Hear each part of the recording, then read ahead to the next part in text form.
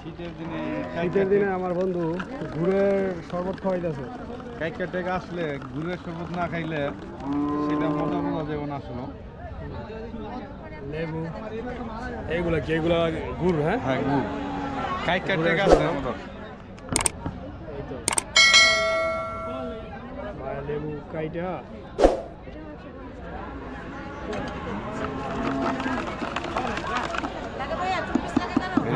হৃদের দোকানে আসলে আমরা রবিন কাইকা টেকা আসলে এই গুড়ের শরবত না খাইলে সত্যি মিস করবো।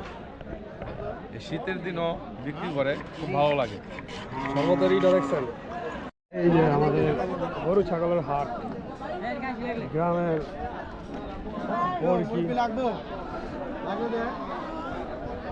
রবিন খাসি দিয়ে নিয়ে আইছে। এটা খাসির একটা স্পেস, দেখছেন কত সুন্দর। এই যে বট গাছ,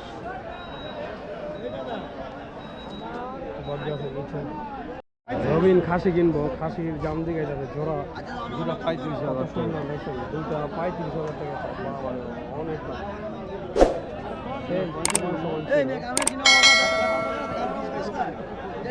বট গাছের নিচে এখানে